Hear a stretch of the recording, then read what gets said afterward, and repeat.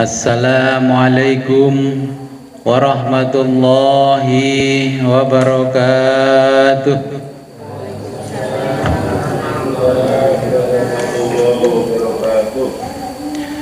Bismillahirrahmanirrahim. Alhamdulillahi rabbil alamin. Assalatu wassalamu ala ashrafil anbiya'i wal mursalin Sayyidina wa maulana Muhammadin wa ala alihi wa sahbihi ajma'in. Amma ba'du, la hawla wa la quwwata illa billahil aliyyil azim. Alhamdulillah, pada malam hari ini kita diberikan kenikmatan yang sangat luar biasa oleh Allah, sehingga kita bisa kembali ngaji kitab Sirul Asrar. Sebelum kita mulai pengajian ini, marilah kita berkirim Fatihah terlebih dulu kepada junjungan kita baginda Nabi besar Muhammad sallallahu alaihi wasallam, dan kepada mu'alif kitab Sirul Asrar, juga kepada kedua orang tua kita. Semoga dengan berwasilah ini kita diberikan kemudahan oleh Allah Subhanahu wa taala dalam mempelajari kitab tasawuf. Biridha'illahi ta'ala wa bidnillahi ta'ala wa li syafa'ati Rasulillah Muhammadin sallallahu alaihi wasallam wa ala alihi wa sahbihi wa sallam. Al-Fatihah. A'udzu billahi minasyaitonir rajim.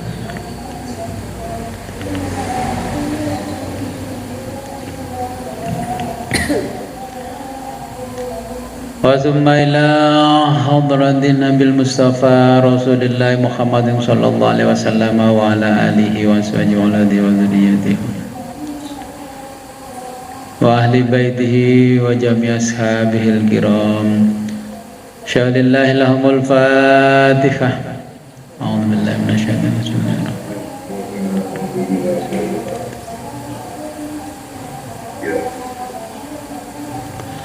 Wa summa ila hadratis Syekhul Islam wa Sultanil Auliya Abi Muhammad Abdul Qadir bin Abi Shalih Abdullah bin Cengki Dusat Al-Jilani Asy-Syafi'i Al-Hambali rahimahullah ta'ala, wa nafa'ana bihi wa nafa'ana bihi bi ulumi fid darain wa li walidayhi wa li masyayikhi. Al-Fatihah. A'udzu billahi minasyaitonir rajim.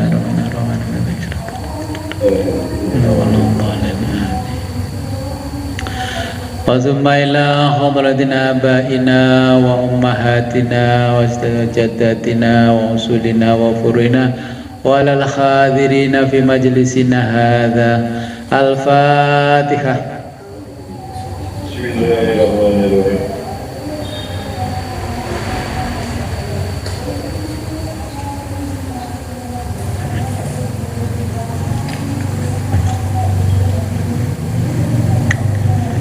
Oke, kita lanjutkan sampai waddalilu alaih.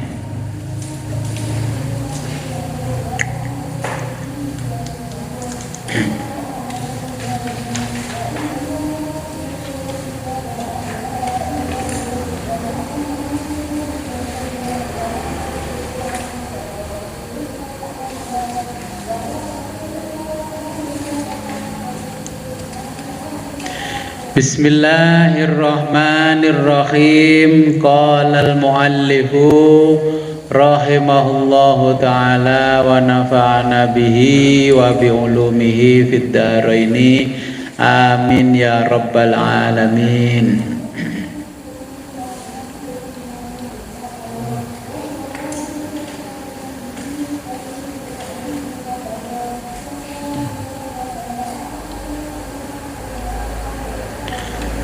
Waddalilu alaihi, argumentasinya adalah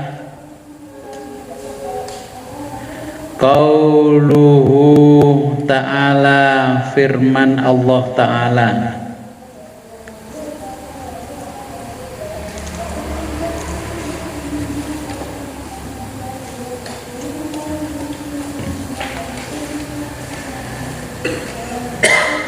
Wa innaka, dan sesungguhnya engkau Muhammad,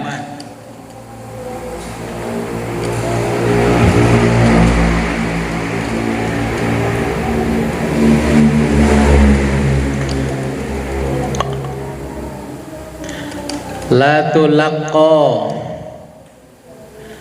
benar-benar telah diberi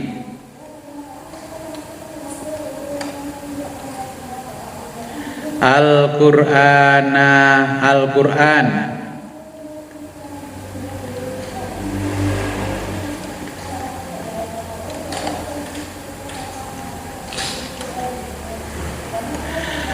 milladun hakimin, milladun dari sisi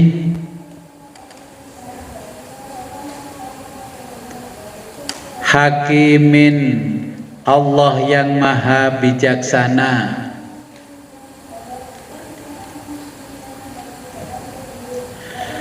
alimin, maha mengetahui.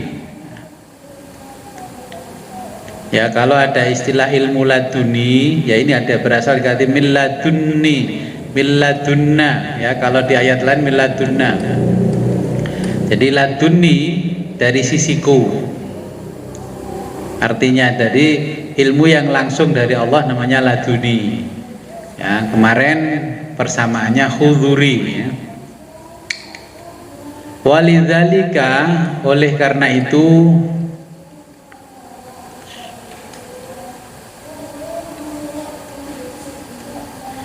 yashra'u, menurut syarah, yashra'u menurut syariat, kok syarah, yashra'u menurut syariat, an-nabiyyu, nabi, menurut syariat Nabi sallallahu alaihi wa alihi wasallama,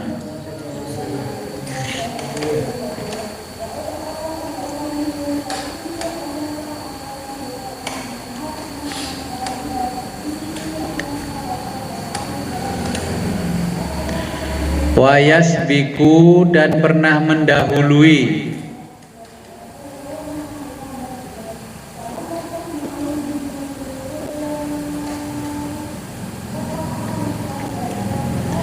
siapa? Jibrilu alaihi salam, Jibril alaihi salam,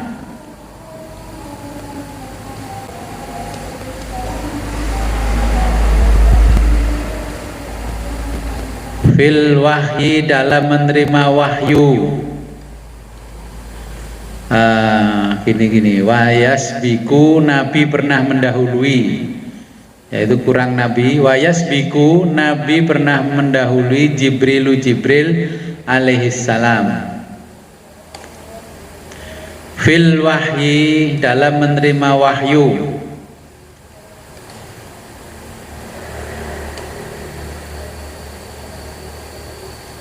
Hatta, kemudian nazalat, turunlah, fihi, kepada beliau,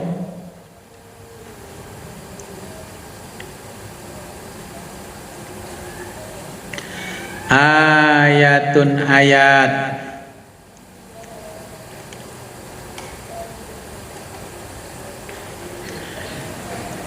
kama qala Allah Ta'ala, sebagaimana firman Allah Ta'ala.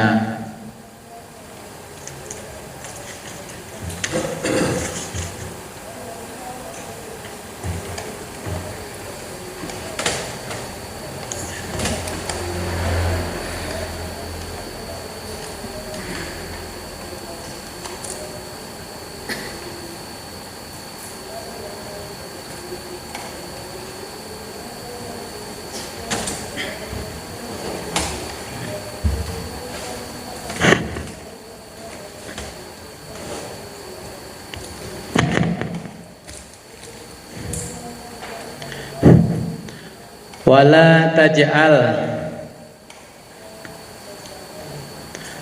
wala, dan janganlah, taj'al, engkau tergesa-gesa, engkau kembali ke Nabi Muhammad.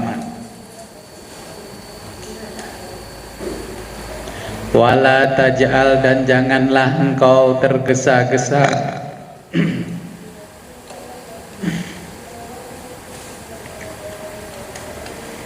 bil Qur'ani, dalam membaca Al-Qur'an,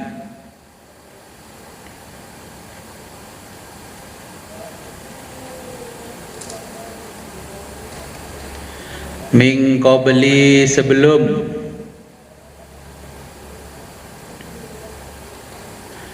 ayyuqda, diselesaikan,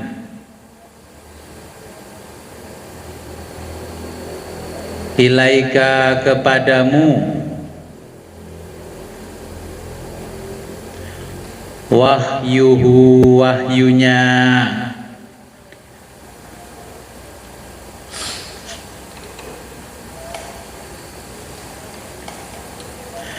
walidha, oleh karena itu,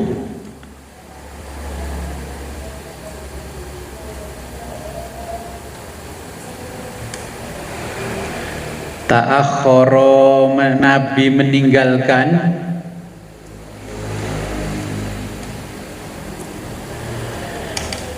Jibril alaihi salam,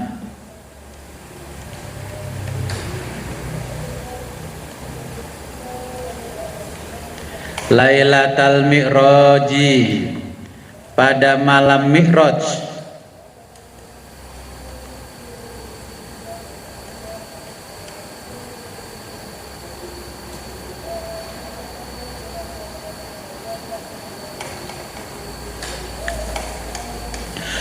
walam yastati, karena tidak mampu,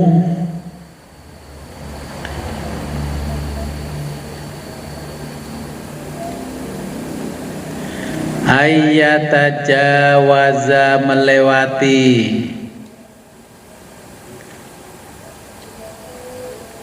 min sidratil muntaha, sidratul muntaha,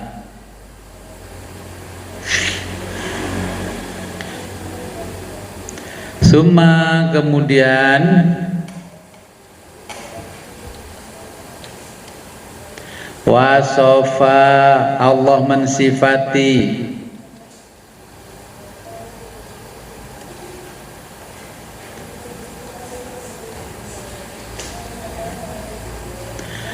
asyajarota, pohon talqin,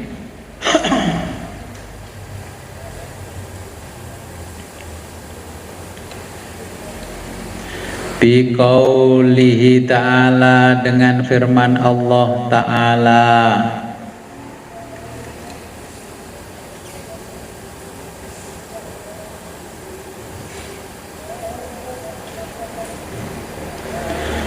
la syarqiyatin, tidak di timur,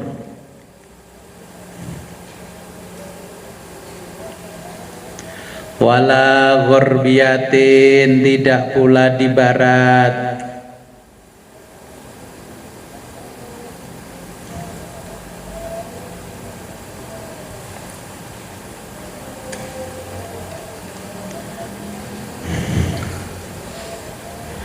la yu'riduha,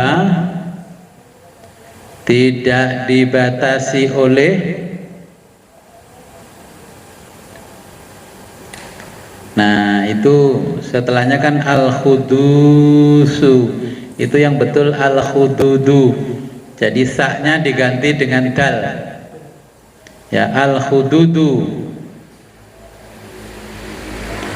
yu'riduhal khududu, hududu, la yu'riduhal khududu, tidak dibatasi oleh al-khududu, batasan tertentu,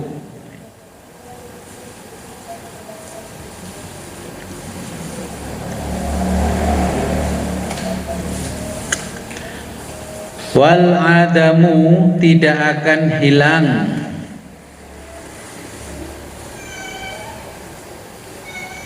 Watulu'u muncul,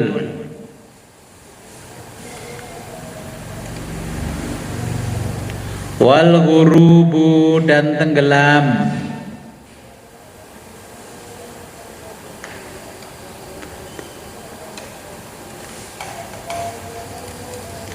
bal tetapi cahaya tersebut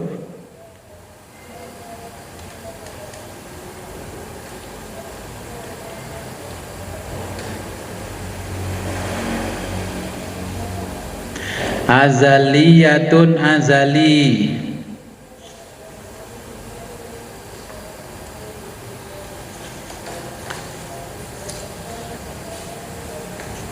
lam tazul tidak akan hilang,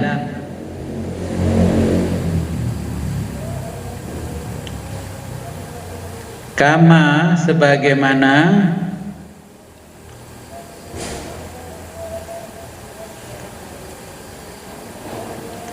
annallaha bahwa Allah itu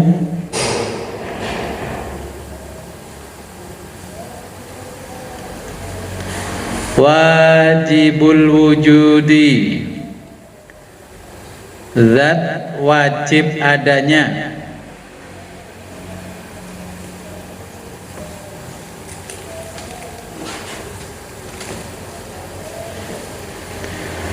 qadimun terdahulu,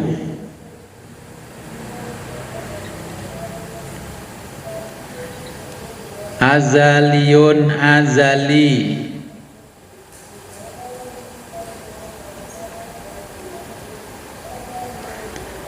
lam yazul tidak akan hilang,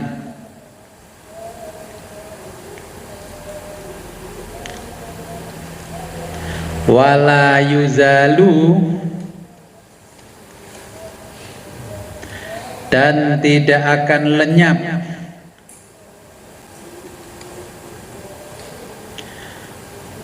abadiun selamanya,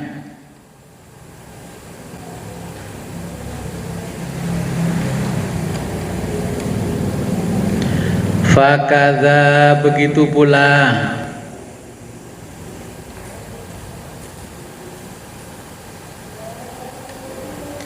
sifatuhu sifat-sifat Allah, sifatuhu ta'ala sifat-sifat Allah ta'ala,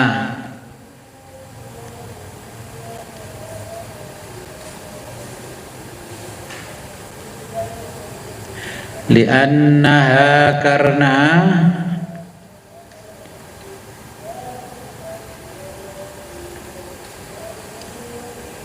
anwaruhu cahaya-cahayanya itu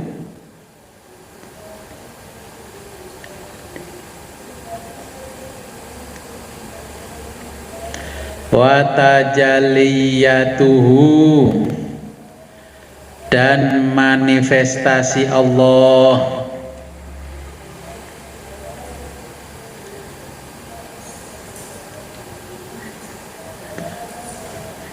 manifestasi wa tajalliyatuhu dan manifestasi Allah wahya yaitu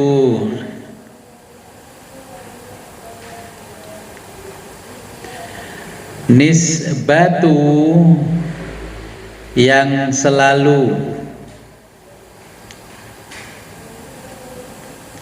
qaimatun ada bersama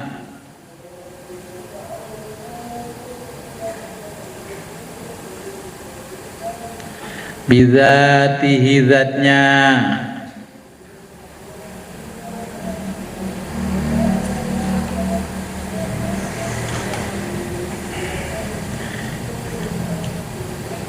Oke, saya jelaskan dulu di paragraf ini. Ya, kemarin kan sudah saya jelaskan. Oke, kalau ingin melihat Allah, ilmu yang digunakan adalah ilmu huduri. Nah, kalau nanti belajar filsafat, ya ketemunya huduri. Hanya saja khuduri sering digunakan oleh orang-orang Syiah yang kalau usah alergi, wong ini ilmu pengetahuan. Kalau ahlu sunnah wabil khusus di Jawa ini menyebutnya laduni. Kalau kita melihat di surat Al-Kahfi kan min laduna ilman, jadi dari sisikulah ilmu ini. Jadi ilmu yang langsung dari sisi Allah, yang sumbernya dari dalam diri kita.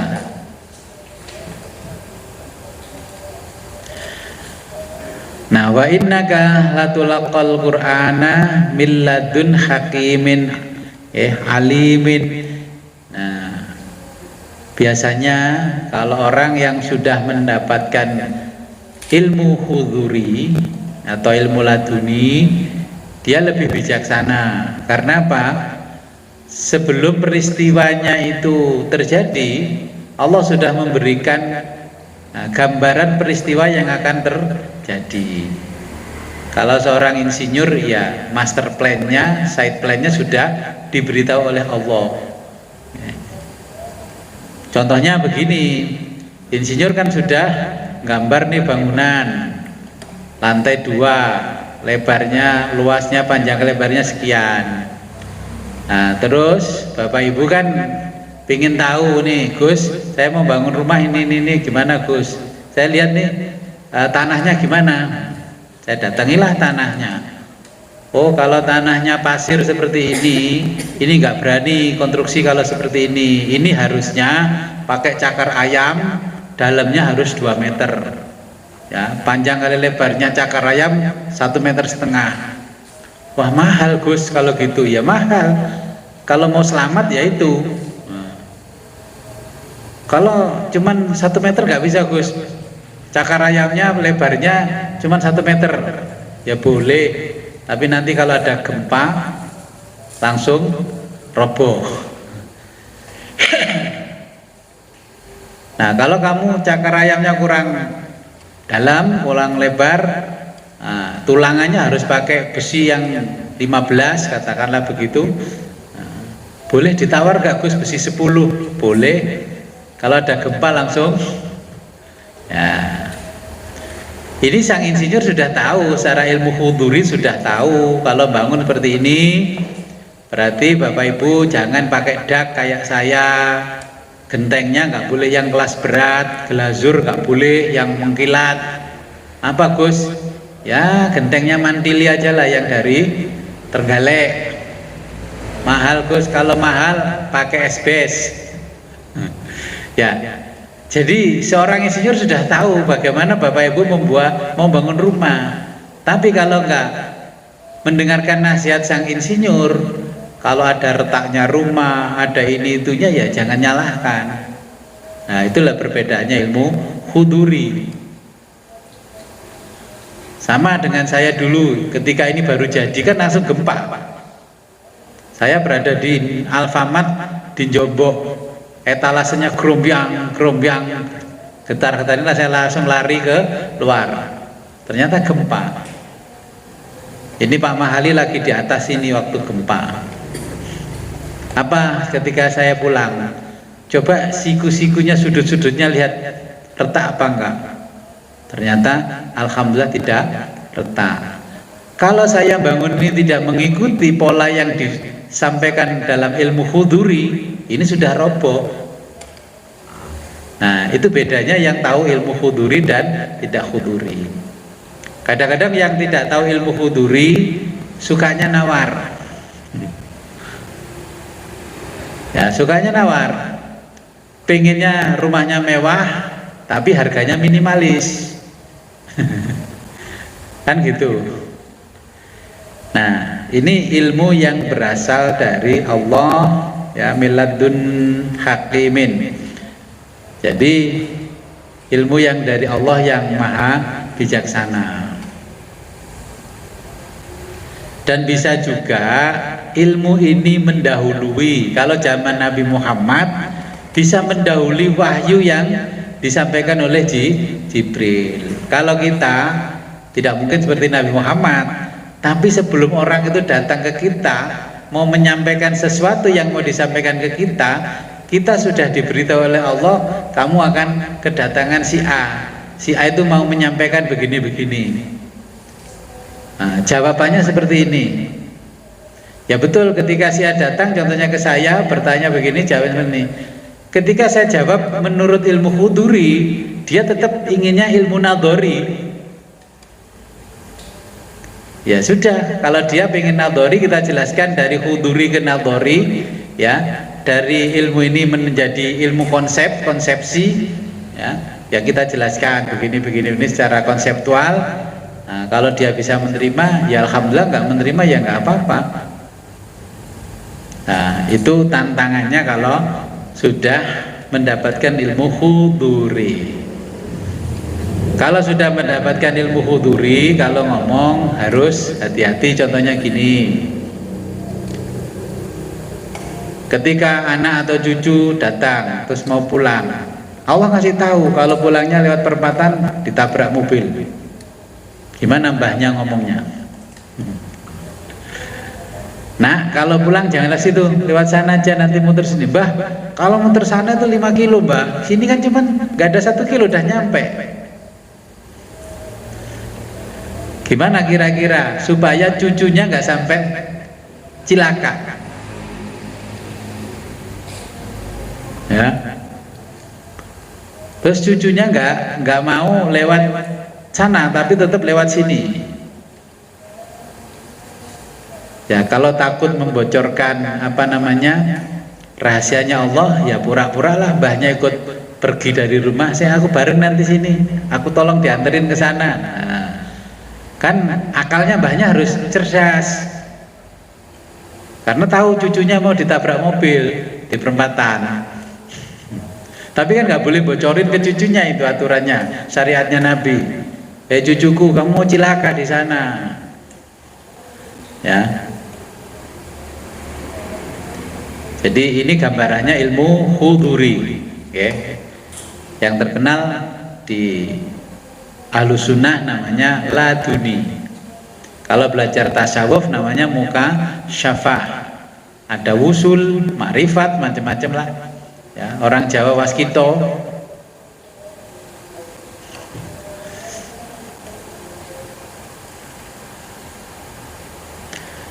Jadi ilmu ini, ya, Nabi juga mendapatkannya juga ketika Isra Mi'raj. Ilmu-ilmu yang luar biasa ini didapatkan Nabi juga ketika Isra Mi'raj. Bahkan Jibril pun juga dilewati oleh Nabi. Nah, ilmu ini la syarqiyatin wala ghurbiyatin. Jadi ketika melihat ke timur, ya enggak terbatas, pokoknya timur sampai ujung mana tetap kelihatan. Melihat ujung barat ya sama, sampai ujung barat pun juga kelihatan. Jadi tidak ada penghalang, walaupun di sana ada gunung, kita tetap terlihat ujungnya ada di mana. Dan ilmu ini tidak akan hilang walaupun kita meninggal. Ketika meninggal pun akan terbawa, mati ilmu ini, ya. Jadi ilmu ini bisa kita nikmati sejak di dunia sampai di akhirat. Nah, makanya ketika belajar agama, seorang teolog itu kan menjelaskan Allah berbagai macam dengan ilmu konsep, ya, konsepsi. Allah wujud, kita bako, itu kan pemikiran-pemikiran filosofis. Karena apa? Orang diajak langsung ke ilmu huduri tidak mampu. Makanya dijelaskan Allah itu maha kaya, Allah itu maha bijaksana, Allah itu maha kuasa dan sebagainya. Nah, akhirnya muncullah orang-orang yang ahli di bidang ilmu kalam atau teologi. Masih nggak mampu lagi. Orang-orang berpikir secara filosofis. Bener nggak Allah itu menguasai kehidupan kita? Bener nggak kehidupan kita ini tergantung sama Allah? Nah, pemikiran-pemikiran filosofisnya seperti itu. Apakah nasib kita ditentukan oleh Allah? Ya, jadi seorang yang memahami ilmu huduri, kenapa ilmu syariat juga harus dikuasai? ya, ilmu alatnya itu harus dikuasai. Karena apa? Ketika ada pertanyaan yang jawabannya tidak masuk akal, ya, jawaban dari Allah itu tidak bisa diterima akal oleh manusia, bagaimana kita menjelaskan yang irasional menjadi rasional? Contoh Nabi Musa ketika ditanya siapa pembunuh si fulan ini, kalau jenengan lapor ke polisi kan dicari oleh intel ini bareskrimnya, ya. Nabi Musa jawabnya gampang, kalau kamu ingin tahu siapa pembunuhnya, kamu sembelih sapi. Dia orang tanya siapa pembunuhnya kok malah suruh selamatan. Nabi Musa ini bisa-bisa aja nih, nggak masuk akal. Kita itu mencari pembunuhnya, ini siapa orang yang membunuh kok malah suruh selamatan nyembelih sapi. Loh, itu kan ilmu hudurinya Nabi Musa. Langsung dijawab oleh Allah, Musa suruh menyembelih sapi mereka. Disampaikan aja menyembelih sapi. Nah, kalau Nabi Muhammad walaupun suruh nyembelih sapi kan bahasanya dibawa ke bahasa yang rasional. Ya, kamu nyembelih sapi, ya mensyukuri nikmat supaya kamu nanti dibukakan oleh Allah siapa pembunuhnya. Tuh. Beda bahasa gitu aja orang sudah menangkapnya berbeda. Makanya sampailah di Sidratul Muntaha, ya. Kata Allah, wala taj'al bil Qur'ani min qabli ayyubba. Ojo disi kerso kalau orang Jawa, ya, jangan mendahului kehendak. Ya enggak mendahului kehendak. Nanti kalau diberikan ilmu huduri oleh Allah, bukan kita mendahului kehendak, karena Allah menyampaikan informasi lebih dulu daripada peristiwanya. Nah, setelah peristiwa terjadi, itulah hikmah namanya. Oke. Sesuatu yang terjadi setelah pemanaan kalimatnya, itu namanya hikmah. Ya, sama dengan BMKG, belum hujan sudah woro-woro, diperkirakan nanti badas mendung, hujan jam sekian, kecepatan angin jam sekian, ya nggak apa-apa disampaikan, karena dia punya ilmu huduri di bidang BMKG. Sama dengan ilmu tajwid, kita belajar tajwid, terus yang ngaji itu nggak pernah belajar tajwid, akhirnya telinga kita itu kan langsung mendengarkan, ya, secara huduri. Contoh baca Bismillahirrahmanirrahim, sumun bukmun umyun fahum la yarjiun. Langsung yang biasa ngajinya bagus, langsung telinganya itu gatel, ya kan? Itu otomatis, ya, karena itu sudah menjadi ilmu huduri, al ilmu fi sudur, ilmu yang tersimpan di dalam hati. Nah, makanya ilmu itu nanti akan mentajallikan, ya, dirinya bersama kita dengan nurnya Allah. Orang kalau hafal Quran tidak dengan orang yang tidak hafal Quran, wajahnya saja kan kelihatan. Jangankan begitu, ini orang cantik sama cantik, yang satu tidak pernah kena air wudhu, yang satu kena air wudhu minimal 5 kali sehari, itu wajahnya saja sudah kelihatan. Sama ketika saya mendatangi acara pemakaman teman, karena dia non muslim, saya datang di situ ya pakai kopiah, pakai ini, melidit lah macak kiai, ya, terus di situ ikut, ya, membaca kidung-kidungnya mereka, ya, kalau di kita tahlilan lah, ya. Terus membandingkan wajahnya orang yang muslim dan non muslim, itu Allah secara alami meletakkan ciri-ciri tersendiri, ya. Jadi nurnya itu berbeda, nur yang kena wudhu dengan tidak kena wudhu, apalagi yang bukan muslim, itu malah kelihatan walaupun make upnya glowing. Nah, kemudian ilmu ini tidak akan hilang, malah mentajalikan dirinya kepada kita. Sampai nanti juga Allah akan mentajalikan dirinya kepada kita, ya. Dan kita akan bisa bersama sifat-sifat Allah di level pertama. Bapak Ibu bisa mendengarkan saya itu nggak merasa kalau itu sudah ditajalli oleh Allah. Kalau yang maha mendengarnya Allah itu tidak menempel di telinga Bapak Ibu, walaupun itu kata dokter THT nggak ada masalah, sehat, tetap tidak akan bisa mendengar. Bisanya kita mendengar suara ini karena yang maha mendengar itu mentajalikan dirinya kepada kita. Ketika kita bisa melihat sesuatu, karena yang maha melihat itu mentajalikan dirinya kepada kita, makanya kita bisa melihat. Berarti yang melihat sebenarnya kan bukan kita, yang mendengarkan ya bukan kita, yang bicara ini ya bukan saya. Yang berbicara ini adalah zat yang mentajalikan dirinya bersama saya.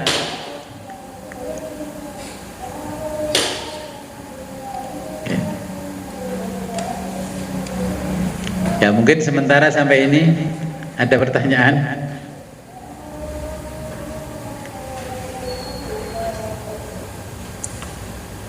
Apa bingung?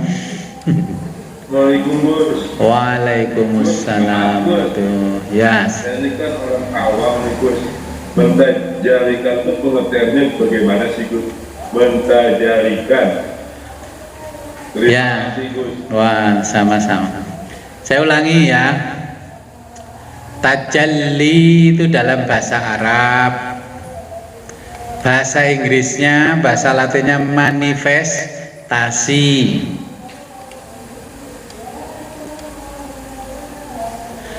Kalau bahasa Sundanya manunggaling kawula ing Gusti. Jawanya ya sama. Kalau orang Sunda, iya aya kawula, iya aya Gusti. Nah, kawula jeung Gusti ngahiji. Parantos. Jadi ngahijina kawula sareng Gusti gitu. Mohon. Alhamdulillah parantos. Cekap Gus, atur nuhun.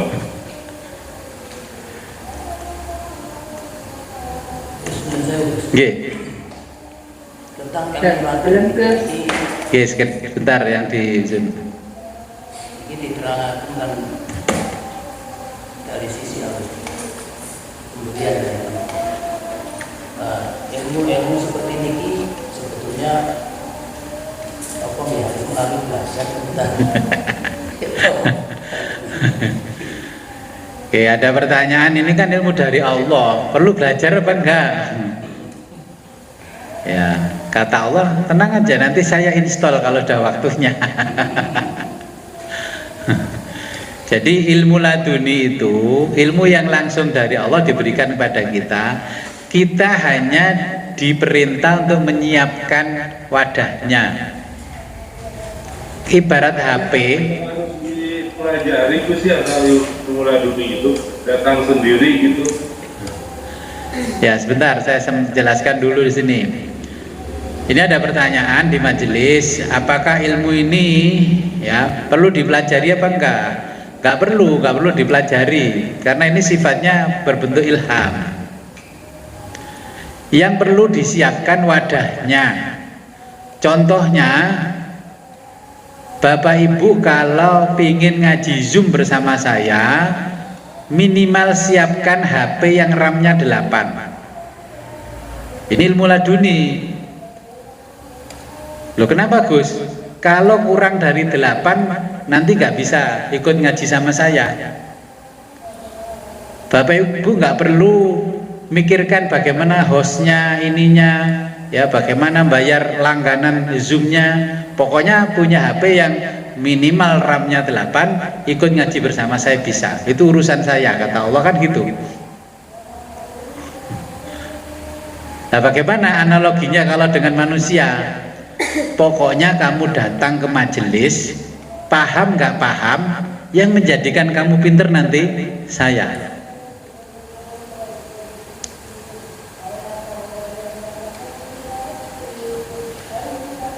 Kalau kita di bidang lain, pokoknya kamu belajar aja lah, nyetir mobil. Nanti kalau bisa nyetir sama saya juga bisa naik mobil saya kok, walaupun kamu nggak punya mobil, kan bisa menikmati mobil saya. Sama dengan kita ini nggak punya apa-apa, yang kita nikmati kan juga punyanya Allah. Nah, dulu kan banyak orang yang terjebak begini ketika tahun 80-an, saya di pesantren itu, banyak teman-teman saya nggak mau belajar, pokoknya tidur aja, makan, tidur, sholat. Habis itu pulang ya nggak bisa apa-apa, padahal yang diharapkan ilmu laduni, cuman puasa. Kalau sore pergi ke warung ngopi, ngerokok, ternyata nggak dapat ilmu laduni. Saya dipesan bapak saya sama ibu saya, kalau kamu pengen dapat ilmu laduni, ngaji kamu harus datang ke majelis, bisa ndak bisa, yang penting ngaji. Nanti waktunya kamu itu bisa, Allah yang klik. Nah, ketika saya berada di Jawa Barat, bertanya ke salah satu guru, bagaimana pengertian ilmu laduni itu? Apa saya perlu begini-begini? Ilmu laduni itu juga bertingkat. Kalau yang tingkatnya TK caranya begini, tingkatnya SD begini, sampai perguruan tinggi. Nah, terus guru saya mempertemukan saya dengan orang. Saya nggak tahu, awalnya saya nggak tahu. Suruh tanya sama orang yang ketemu saya. Nah, orang itu sudah sepuh, wajahnya sudah sepuh tapi belum sepuh banget. Saya tanyanya gini, Ki, Aki. Nah, karena orang Sunda kan Aki, Mbah itu kan Aki. Ki, ilmu laduni itu seperti apa? Ilmu laduni itu yang penting kamu duduk di majelis, paham nggak paham, nanti Allah yang akan menjadikan kamu paham. Yang penting rekaman ilmu itu masuk ke dalam hatimu, nanti ketika dibutuhkan Allah lah yang akan memunculkan. Kalau rekamanmu saja tidak ada, bagaimana kamu bisa mendapatkan ilmu? Kalau kita ibaratkan hari ini HP, Bapak Ibu kan pengen kirim foto sama video ke saya lewat WA. Lah harus di HP-nya itu harus ada instalan yang namanya aplikasi WhatsApp. Nanti saya kirim apa saja yang menjadi permintaannya. Nah, itu gambaran seperti itu ilmu laduni. Ya. Contohnya tentang kemarifatan kepada Allah. Nggak perlu, yang penting pokoknya ngaji makrifat, nanti suatu ketika Allah akan menjadikan kita makrifat. Ngaji nahwu, pokoknya datang ngaji, nanti lama-lama Allah memberikan pemahaman tentang nahwu. Oh, kalau Bismillahirrahmanirrahim, kalau awalan ba itu huruf cer, pasti bacanya i belakangnya. Bismillahirrahmanirrahimi. Ya, itu termasuk bagian dari ilmu laduni.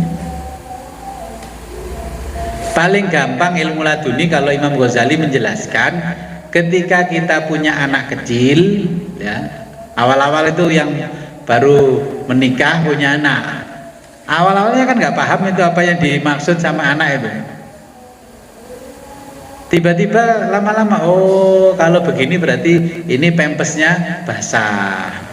Oh kalau begini berarti ini pipis tapi belum basah. Oh kalau begini sudah BAB-nya keluar.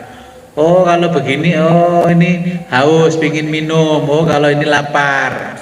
Nah itulah contohnya ilmu laduni yang sangat sederhana. Nah orang itu kan pingin ilmu laduni yang bisa dipakai aktivitas sehari-hari semaunya dia. Ketika mau klik, ketika nggak mau ditutup lagi, klik kan gitu toh. Sama dengan begini, saya mau pergi ke Surabaya, kita mohon petunjuk Gusti Allah melalui ilmu laduni dulu kan gitu. Ya boleh seperti itu. Oke, itu salah satu diantaranya hal-hal yang bersifat ilmu laduni. Oke. Jadi ilmu laduni itu juga bisa disengaja. Tapi lama-lama kita tahu bahwa ilmu itu hanya digunakan ketika kita terjepit saja. Kalau selama akal kita masih bisa menjelaskan sesuatu yang terjadi, tidak perlu laduni. Nabi tidak perlu mengeluarkan mukjizat jika Nabi bisa menyelesaikan secara akal. Oke. Makanya kita juga sama, nggak perlu laduni kalau kita masih bisa menjelaskan secara ilmiah. Karena laduni itu bagian dari mukjizat. Ya kalau mau nekuk besi betoneser itu ya pakai ini aja lah, besinya ditekuk begini. Jangan kok setiap nekuk aja langsung pakai kayak limbat gitu kan ya. Itu lama-lama ya dicabut sama Allah namanya laduninya. Nah.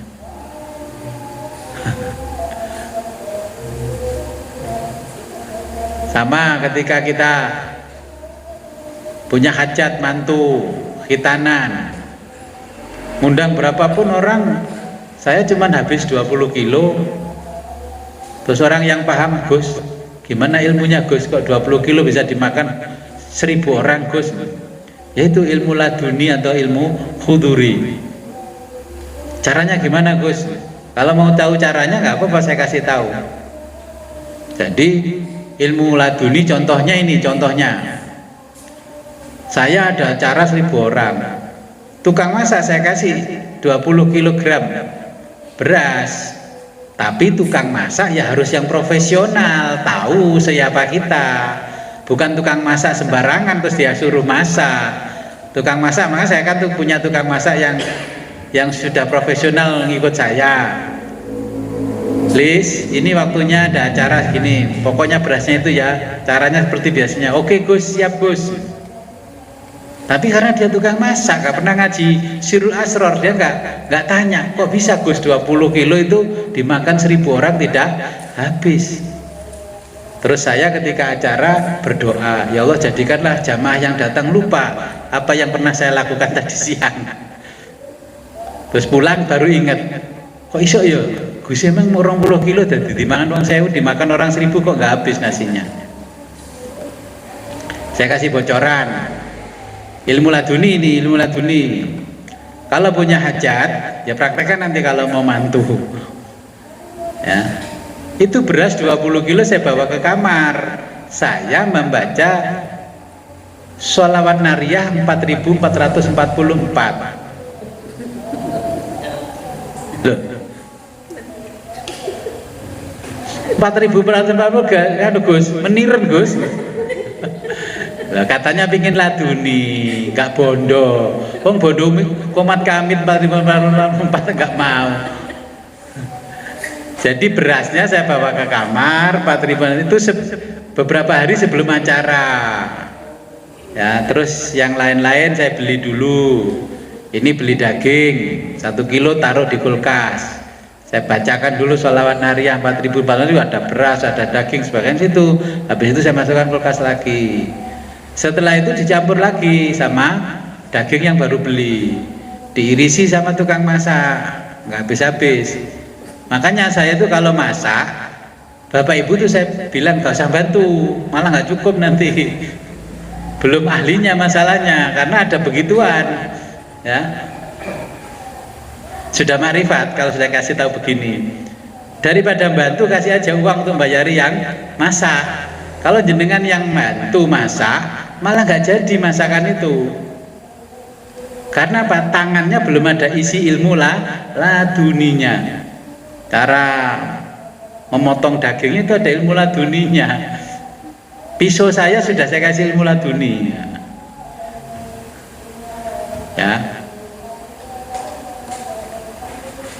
Jadi itu gambaran, contohnya kalau ilmu laduni, tapi kan nggak bisa dijelaskan oleh akal. Masa sih cuma didoain aja kok beras bisa dimakan 1000 orang? Loh, faktanya kan bisa. Nah kalau ilmunya saya kasih, jalanin sendiri. Jangan minta barokah, tabarukan boleh Gus. Ya iki kakek manakipan akhirnya minta tabarukan. Kata Allah di situ kan sajarotin apa toh? Pohon talqin lah. Sekarang kan saya kasih talqin nih ajaran, baca yang namanya sholawat nariyah. Ya paling gampangnya begitu. Ya silakan yang di Zoom. Baik Gus, Assalamualaikum warahmatullahi wabarakatuh. Waalaikumsalam warahmatullahi wabarakatuh. Gus, tapi agak keluar sedikit. Nggak apa-apa.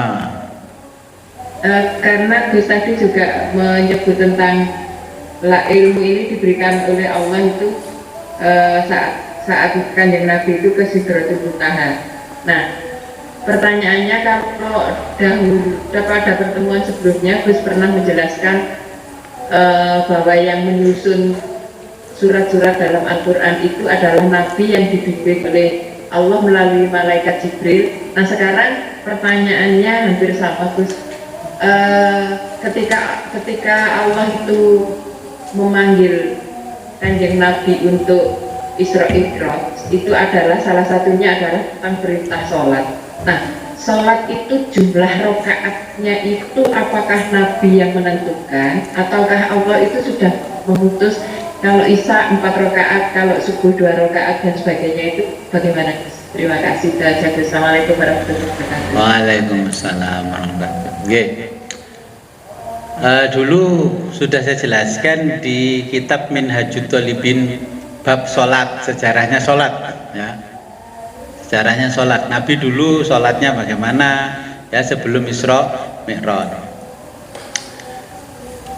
Para nabi terdahulu sudah melakukan sholat, jumlah rakaatnya berbeda-beda. Nah, ketika Isra Mi'raj, Nabi kan diperintahkan sholat yang pertama 50 rakaat. Atas saran Nabi Musa, Muhammad, umatku aja yang badannya besar-besar kekar aja nggak kuat, apalagi umatmu yang kecil-kecil, bungkring. Akhirnya mundar-mandir 50 itu jadi 5 waktu. Sholat yang 2, sampailah di rumah Nabi itu kan mempraktekkan sholatnya. Tetapi sebelum Nabi Isra Mi'raj, Nabi sering melakukan praktek sholat. Tapi di zaman Nabi bukan sholat, namanya sholato. Tahu sholato? Karena orang Arab zaman dulu ibadahnya, agama peninggalan Nabi Ibrahim itu masih didominasi oleh orang Yahudi. Ibadahnya orang Yahudi, sholat versi kita itu namanya sholato. Kemudian masuklah ke dalam bahasa Arab Al-Quran Nabi, ya itu menjadi as-sholatu. As-sholatu artinya menyambungkan diri antara hamba dengan Tuhannya. Sholat yang pertama, sholatnya 2 rakaat. 2 rakaat meniru siapa? Nah, di situ dulu Nabi Adam pertama sholat cuman 2 rakaat, 1 salaman. Ya, kemudian Nabi Ibrahim 4 rakaat, 1 salaman. Nabi Musa juga 4 rakaat, 1 salaman. Nabi Isa sholatnya cuman sore, 3 rakaat, 1 salaman. Nah kemudian itu terjadilah sholat-sholat yang menjadi hitungannya subuh 2, zuhur 4, asar 4, maghrib 3, kemudian isya-nya 4. Itu mengikuti sholat para nabi terdahulu, terus dirangkum di dalam sholat yang kita terima di dalam sejarahnya sholat. Tetapi di dalam sejarahnya Isra Mi'raj, Nabi sudah mendapatkan perintah sholat 1 paket. Kalau subuh 2 rakaat, zuhur 4 rakaat, asar 4 rakaat, maghrib 3 rakaat, ya kemudian isya 4 rakaat. Itu sudah 1 paket terimanya. Terus ada sahabat yang bertanya, ya Rasul, kenapa pagi itu kan kita masih fresh, kok kita cuma dapat perintah cuma 2 rakaat, sedangkan duhur itu kita lagi lelah-lelahnya kok malah 4 rakaat. Itu sudah ditanyakan oleh sahabat, kenapa sholatnya kok yang baru bangun tidur masih fresh kok malah 2 rakaat. Jadi kalau sesuai pertanyaannya memang dari dulu dari sana dapat paketan sudah seperti itu yang kita lakukan paketannya. Baru bacaan-bacaannya itu Nabi ada perbedaan-perbedaan, ya, sebagaimana perbedaan di dalam mazhab itu sebenarnya kan perbedaan bacaan-bacaan Nabi ketika sholat. Allahu Akbar kabira walhamdulillahi katsira. Terus Nabi juga ketika sholat ya Allahumma ba'id baini wa baina khotoyaya kama ba'da bainal masyriq wal maghrib. Tapi kalau Bapak Ibu nggak belajar begitu, tuh itu Muhammadiyah ya. Terus yang Muhammadiyah nggak pernah nyambangi saudaranya di NU, itu NU ya. Padahal itu kan ya sama, pernah dibaca oleh Nabi semua. Ketika kita sholat Allahu Akbar kabirau, dengan rukuk, sujud, Subhanallah, Alhamdulillah, wala ilaha illallah, wallahu akbar. Ya. Ada sholat yang Subhanallah. Nah, kalau hitungannya sudah paketan dari sana. Ya, kalau subuh 2 giga, kalau duhur asar 4 giga, maghrib 3, ya, kemudian isyaknya 4, itu sudah paketan. Tapi ada yang menjelaskan masing-masing itu pernah dilakukan para nabi sebelum Nabi Muhammad. Tapi yang jelas kalau kita umat Islam, yaitulah paketan yang diterima oleh Nabi ketika Isra Mi'raj. Nabi bertanya, kenapa kok ibadah ini disebut sholat? Sholat itu kata Allah adalah cara menyambungkan diri hamba dengan Tuhannya. Ya, jadi makanya as-silatu. Makanya kalau menyambungkan kasih sayang ya silaturrohim. Nah, kalimatnya sholat. Kalau di Jawa sembahyang, sembah sang yang, ya, menyembah sang yang. Nah, makanya dulu orang Arab sebelum Islam itu kan namanya ubudiyah, ibadah. Terjemahkan bahasa Inggris jadi worship. Bahasa Jawa ya, puja saji. Ya, tempatnya nyembah apa namanya? Sebelum datang masjid. Dulu ada itu yang kayak Masjid Amal Bakti Muslim Pancasila, itu bentuk desain arsitekturnya. Apa kalau orang Jawa? Orang Jawa dulu karena memuja Sang Hyang, tempat memujanya namanya Sanggar Pamujan. Makanya yang Sanggar Pamujan bentuknya kecil namanya langgar. Oke, langgar itu Sanggar Pamujan yang kecil. Terus makin kesini supaya tampak Islami, langgar diganti musola. Ben Islami, itu islamisasi langgar, islamisasi tempat ibadah ya. Jadi Sanggar Pamujan yang besar namanya masjid, Sanggar Pamujan yang kecil namanya musola. Sampai di sini ya kita nyebutnya langgar, nang langgaretan, bukan ke musola, walaupun itu sudah ditulis musola, ada namanya Al-Huda. Iya. Itulah namanya akulturasi budaya. Ya nggak jadi masalah, yang disembah tetap Allah. Daripada sholat nyembahnya di masjid tapi yang disembah bukan Allah. Jadi itu sejarah singkatnya sholat.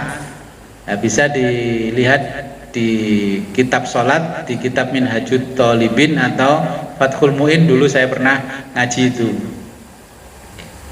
Atau yang lain monggo sebelum saya lanjutkan.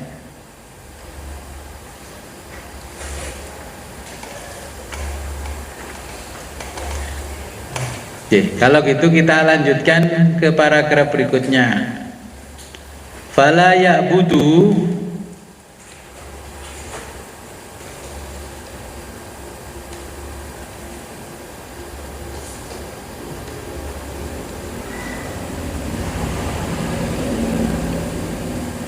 Fala maka seharusnya ya ba'udu, bukan ya budu, ya ba'udu seorang hamba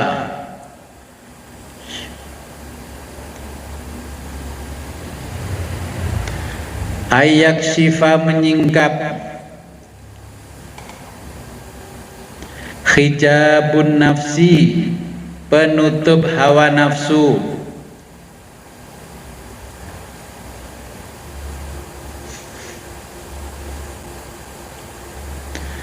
min wajhil kolbi dari arah kolbunya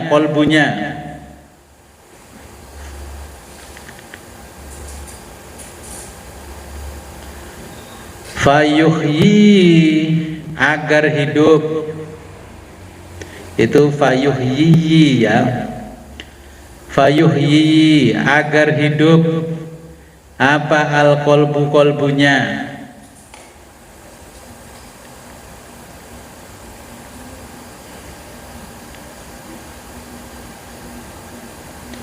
bidhofati dengan menerima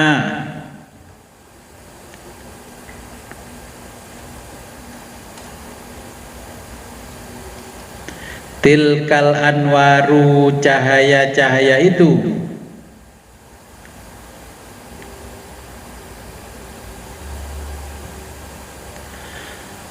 fayushahidu lalu dapat menyaksikan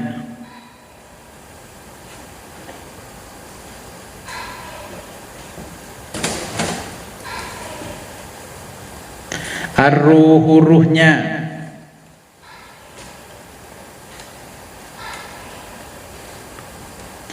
mintil kalmiskati dari lubang yang tidak tembus sifatil haqqi sifat-sifat Allah al-haq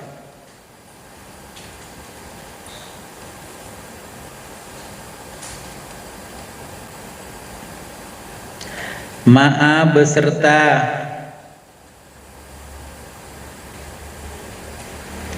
annal maksuda tujuan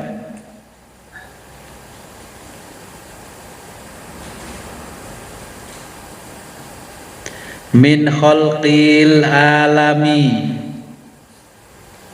min khalqi penciptaan al alami alam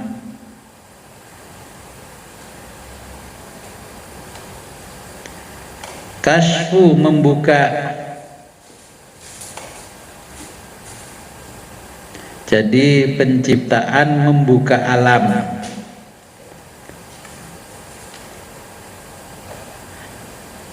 zalikal kanzi perbendaharaan itu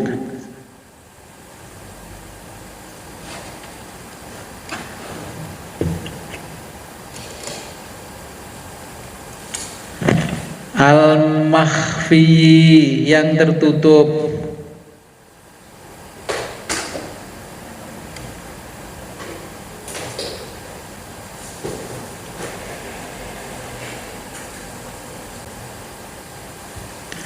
kama marro sebagaimana dijelaskan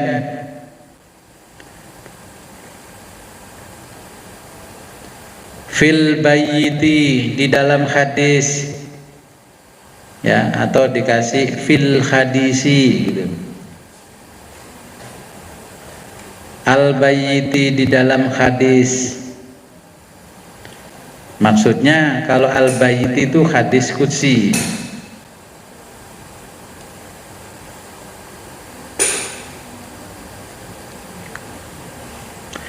fil hadisil qudsi dalam hadis qudsi wa ama adapun ru'yatu melihat zatillahi ta'ala zat Allah ta'ala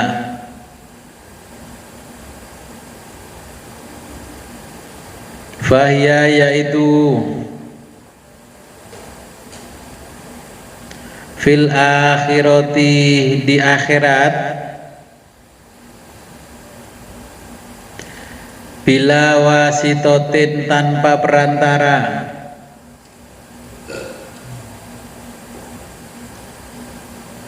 al mir'ati cermin, insya Allah Ta'ala jika Allah menghendaki.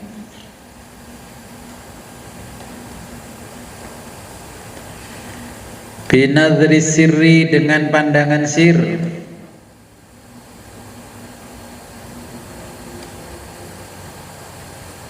wahwa yaitu al-musamma yang disebut bitiflil ma'ani dengan tiflul ma'ani,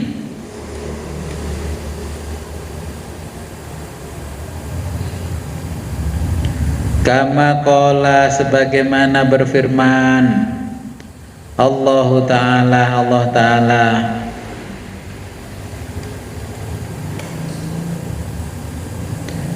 wujuhu yawma idzin nadhirah, wujuhun wajah-wajah orang beriman, yauma idzin pada hari itu, nadhirah nadhiratun berseri-seri,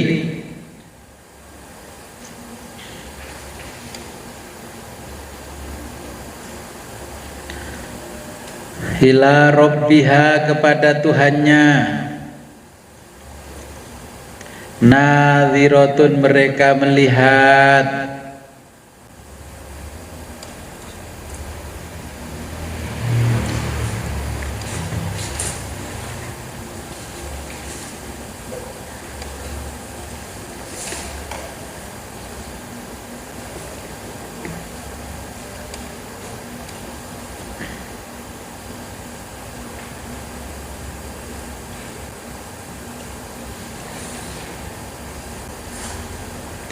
wala'allal muradu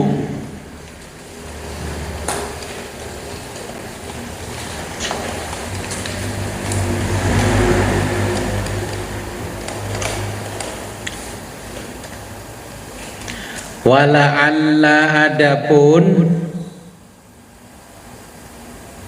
al muradu yang dimaksud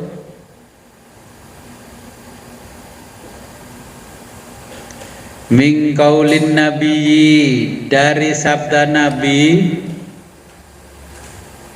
sallallahu alaihi wa alihi wasallam,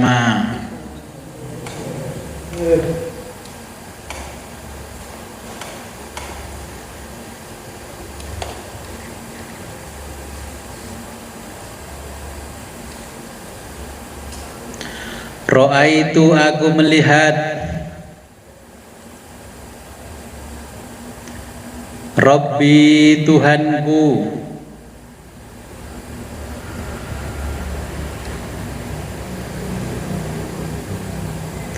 ala surata dengan rupa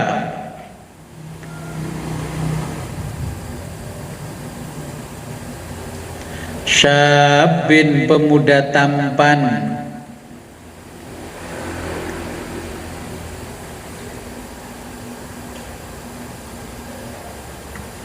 amroda yang dimaksud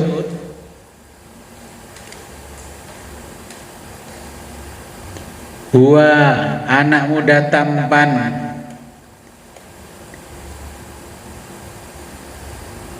tiflul ma'ani adalah tiflul ma'ani,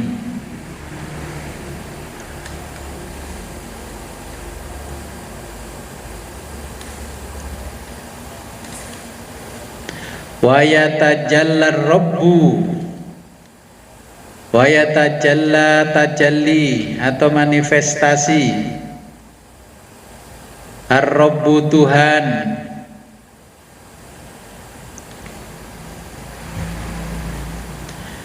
ala hadhihi surati pada rupa itu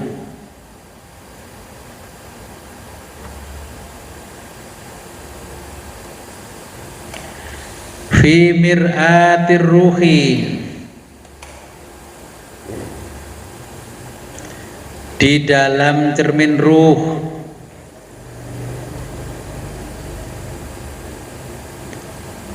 bila wasitotin, tanpa perantara,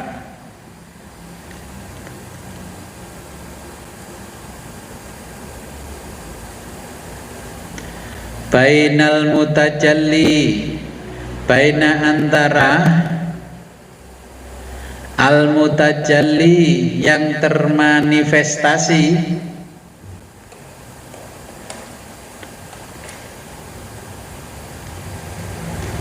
wal mutajalli, dan yang kepadanya termanifestasi, wal mutajallalahu, ya harus satu kata itu, wal mutajallalahu, dan yang kepadanya termanifestasi.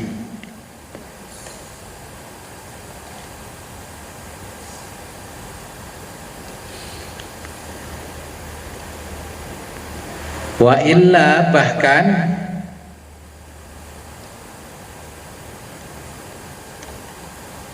fal haqqu, karena Allah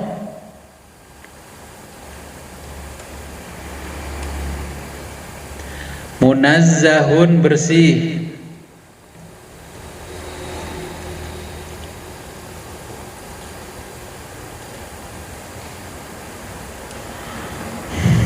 anis surati, dari segala rupa,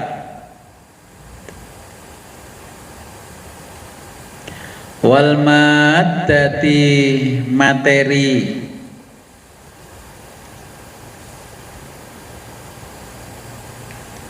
wa khawasil ajsami, wa khawasi, sifat benda, al ajsami, fisik,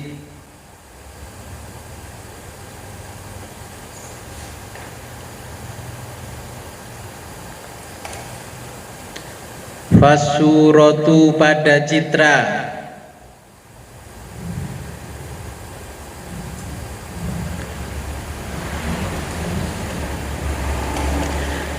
mir'atul mar'i, mir'atu, cermin, al mar'i, yang dapat dilihat,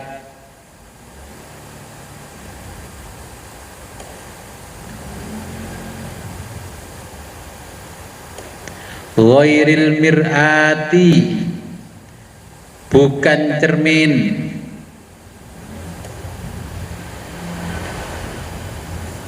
warroi, dan yang bercermin,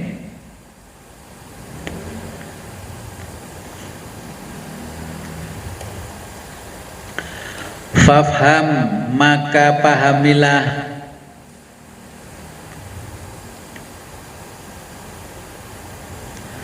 fa innahu, bahwa ini,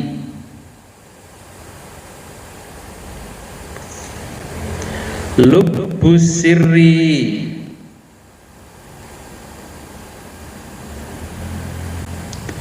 lubbu, hal yang sangat, asirri, rahasia,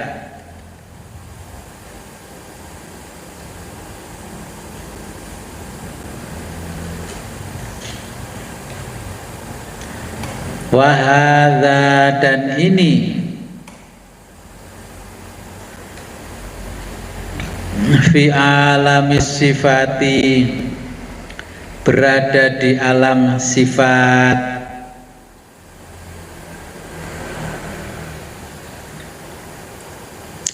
lianna, karena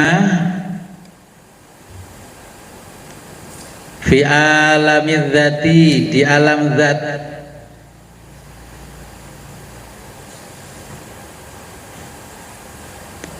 takhtariku, akan terbakar,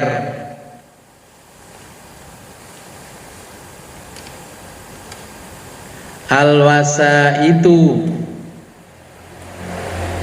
tanpa media perantara,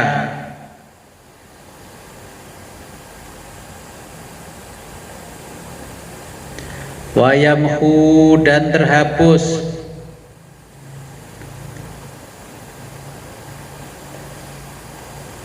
wala yasa'u dan tidak dapat tersimpan,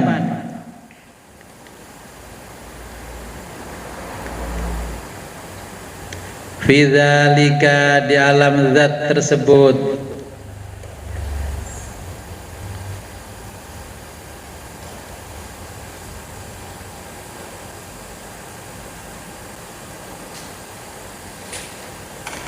ghairillahi ta'ala selain Allah ta'ala,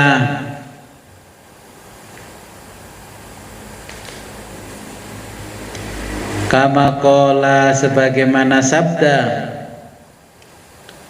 Rasulullah sallallahu alaihi wa alihi wasallam, araftu rabbi, araftu aku mengenal, Rabbi Tuhanku,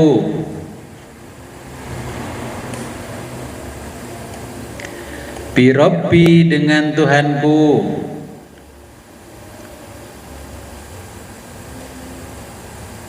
ai yaitu binuri dengan cahaya, Rabbi Tuhanku.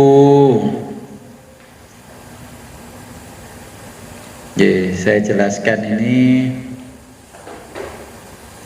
Jadi melihat Allah ya dengan Allah.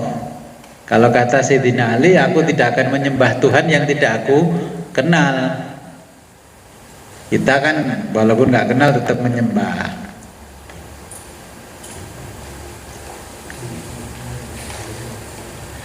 Nah, yang dimaksud di dalam kitab ini oleh Syekh Abdul Qadir, kita sejak di dunia ini harus memiliki kedekatan dengan Allah. Kemarin kedekatannya dengan apa? Dengan yang namanya fuad. Ya, fuad mau kita terjemah bahasa Indonesia, bahasa Jawa kayaknya ya kesulitan ya. Sudahlah fuad saja diserap. Ya, fuad. Nanti kalau fuad, taunya fuad yang sebelah timur rumah saya, fuad. Itu ada orang namanya Fuad.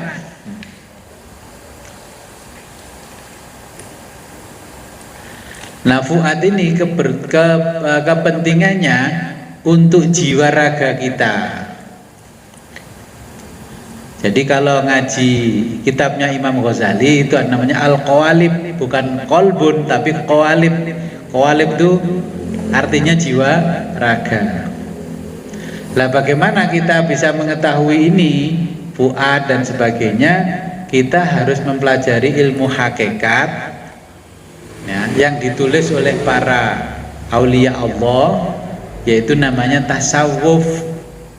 Ya, ilmu tasawuf. Orang yang menjalani ilmu tasawuf namanya sufi. Jenengan ini para sufi, tapi sufi masih kelas teri, belum kelas kakap.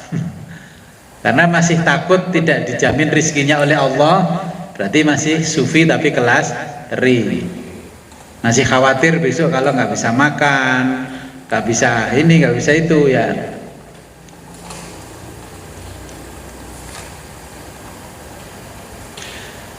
Kata Allah, silahkan kamu di dunia bekerja, tapi kamu jangan bersaing dengan aku.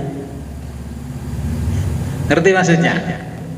Silahkan bekerja, tapi kamu jangan bersaing dengan aku. Nanti aku ambil lagi kalau kamu bersaing. Apa maksudnya? Contohnya begini, kalau di medsos atau seperti orang-orang yang sering ikut motivasi, ya, yang sering ikut korweta, besok di rumahnya Bu Titi korweta itu. Ini loh Gus, pencapaian kerja saya selama 2 tahun Gus. Saya bisa bangun rumah tingkat Gus, bisa beli mobil Gus. Itu namanya bekerja tapi nantang bersaing dengan Allah. Nah, bagaimana kalau orang sufi? Alhamdulillah Gus, Saya 2 tahun ini diberi kemurahan rezeki oleh Allah. Anugerahnya Allah itu sangat luar biasa, sehingga saya mampu beli rumah, beli mobil bagus. Loh, redaksinya berbeda aja sudah berbeda. Kalau yang tadi ngomong yang pertama, ini loh Gus, pencapaian saya selama 2 tahun Gus, saya bisa beli rumah, beli mobil, anak saya sekolah ke luar negeri Gus. Itu namanya bekerja tapi nantang apa? Bersaing dengan Allah. Nah, ini perbedaannya kalau orang ngaji hakikat dengan tidak ngaji hakikat. Kalau bekerja, beribadah yang tujuannya adalah ibadah kepada Allah, jangan berharap imbalan walaupun sebiji atom. Ya, walaupun sebesar atom jangan. Kalau atom nggak bisa ngelihat ya sebesar upil ini lah. Ya, kita nggak boleh beribadah kepada Allah kalau pengen makrifat, ilmu laduni dibuka. Ya, jangan berharap imbalan. Rahmat ya tidak, maghfirah tidak, surga apalagi, Allahumma inna nas'aluka ridhaka wal jannah ya tidak. Yes, pokoknya tidak minta imbalan apa-apa kalau ingin melihat Allah. Tapi minta ketenangan boleh Gus? Ya gak boleh. Ya muqallibal qulub. Pokoknya kalau ingin bisa melihat Allah di dunia dengan mir'atul qalbi, menghadap Allah tidak boleh membawa apa-apa. Kalau kita punya gelar akademis ya suruh ninggalkan. Bayangin, berat nggak kira-kira? Masih berat mana?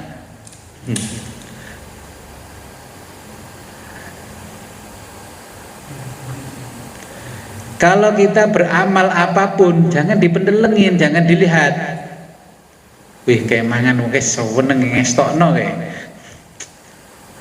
Biar dimakan gak dimakan ya sudahlah, biarin, masa bodoh urusannya Allah. Ketika ngasih makan teman-temannya banyak terus dikomentari, wih Mas Ari mangani ngestokno kowe. Iya, itu namanya masih mengintip-ngintip yang namanya amal kita. Mau dimakan mau nggak dimakan, yang penting kita sudah menyiapkan kebaikan-kebaikan untuk orang lain.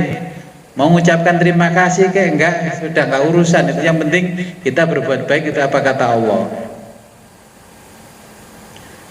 Amalnya masih dikeker-keker. Malah yang namanya cermin tanpa lubang, tahu yang namanya cermin tanpa lubang? Ini yang saya pakai, ini cermin tanpa lubang ini. Saya bisa melihat tapi nggak ada lubangnya ini. Kacamata ini yang namanya miskat, cermin tanpa lubang. Malah bisa untuk melihat cermin tanpa lubangnya. Kemudian pesannya Nabi, ya ini diulangi lagi oleh Syekh Abdul Qadir, hilangkan kesombongan, karena kesombongan itulah yang menjadi penghalang yang paling besar. Yang sombong itu tidak hanya orang kaya, ahli ibadah pun juga sombong. Coba ketika punya anak cantik, bapak ibu itu seorang yang taat beragama, wis ngaji tasawuf, kitab 10 khatam 10 kitab. Terus anak perempuannya bawa teman, rambutnya gondrong panjang, wajahnya tampak tidak pernah wudhu. Terus tiba-tiba salah satu keluarga itu tahu kalau dia anaknya orang yang nggak pernah sholat, nggak pernah ini, nggak pernah itu, nggak pernah ibadah lah. Kalau zaman dulu namanya orang abangan. Terus tiba-tiba bapak ibunya anak ini ngomong, aduh amit-amit jambang bayi kalau punya mantu model begitu. Jadi bapak ibu itu sudah menyombongkan ibadah. Hal yang seperti itu juga menghalangi, walaupun itu orang kepet ya biarin aja, emang apa urusan kita. takut punya besan yang kepet, abangan. Loh, ini kalau orang tasawuf ingin melihat Allah, jangan, itu juga begitu-begitu ciptaannya Allah. Paling gampang dilihat sekarang, anak pang, kamu punya pacar anak pang. Ya, kalau sudah belajar tasawuf, ya cuman dimpet aja dalam batin. Terus akhirnya makan hati, sakitnya tuh di sini le.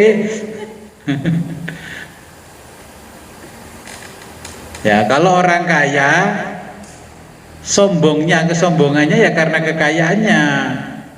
Kalau orang punya jabatan, sombongnya karena jabatannya. Bayangkan ini, saya sebagai ketua RW ditelepon, saya seorang jenderal bintang 3, saya mau tanya Pak RW, warga jenengan itu begini-begini ini, nasabnya ditanya bla bla. Bayangkan, wah ini mulai menyombongkan jabatan dan nasabnya. Lo betul, orang punya bintang di sini ditelepon ini, anaknya punya pacar, itu siapa orang tuanya? Ya itu bagus ya, tapi kan kalau sudah belajar tasawuf ya jangan gitu-gitu amat, diselidiki sendiri. Taunya dari mana? Komandan Kodimnya datang, tanya informasi. Saya baru ingat, wah ini kalau kita ngaji tasawuf berarti orang yang punya jabatan pun akan sombong dengan jabatannya.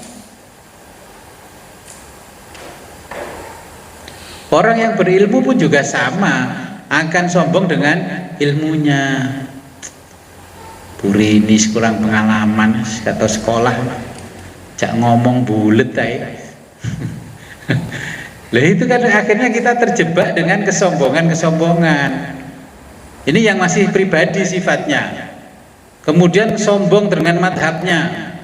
Kalau bukan madhab kami, semuanya sesat. Madhab dipakai sombong. Banyak gak orang sombong dengan madhabnya? Ada kan banyak kan madhab A menyesatkan madhab B dan seterusnya. Terus madhab C itu membalas kesombongannya. Jadi sampai madhab pun juga sombong. Giliran madhabnya jenengan banyak pengikutnya aja sombong. Ya, loh iya, sampai sekolah pun sombong. Nih lulusan perguruan tinggi ngetop, kamu sekolahnya kuliahnya di timurnya lapangan itu toh, loh, sombong lagi. Terus karena kesombongan lupa pesannya kakek moyangnya le, nanti kalau wisuda jangan lupa ijazahnya dipoto ya le, ubur-ubur ikan lele. Ya itu karena kesombongan akhirnya diminta fotonya sama temannya. Nah, orang ahli ibadah juga sombong dengan ibadahnya. Seorang sufi juga akan diuji sombong dengan kesufiannya. Apa sombongnya seorang sufi? Dikit-dikit mengeluarkan cerita yang mistis-mistis, yang orang tidak bisa menjangkau, dicita-citakan orang. Kan nggak boleh, itu rahasianya Allah. Diceritakan sekali ya sudah, jangan diceritakan berkali-kali jadi konsumsi publik. Bahkan bikin konten, terus diwawancarai sama konten kreator. Mbah, apa betul Mbah dulu pembimbing spiritualnya Abah Nastain? Enggak, saya cuma pembimbing akademis saja kok. Nah, akhirnya kan kesombongan itu muncul. Kenapa orang sufi bajunya berubah? Dulu cukup beli baju 100.000 3, baju koko. Akhirnya pesan sendiri ke tukang jahit yang kelasnya butik, bajunya 1 juta. Kopiah itu nggak mau beli di toko-toko biasa, pesan sendiri. Ya. Kemana pesannya? Ya langsung ke pabriknya di Gresik atau ke Jogja sana. Harus ada garis-garisnya gini. Wis baju kokoan masih pakai dasi. kemudian pakai lagi yang namanya jubah untuk meyakinkan orang bahwa dia seorang sufi. Kalau sufi beneran kan nggak perlu diyakinkan orang lain, nggak perlu. Nah, hal-hal yang semacam itu yang akhirnya menutup mir'atul qalbi kita. Cahayanya Allah sudah mulai masuk, tapi lama-lama gelap lagi. Ya kayak mobil saya itu, depan lama-lama menguning, dipoles, menguning lagi, poles, menguning lagi. Supaya nggak kuning gimana? Ya jangan pakai pergi 1 bulan sekali garasi, nah, nanti pergi sebulan sekali, awet kacanya, ya nggak terkena virus. Oke, mungkin sampai sini ada pertanyaan.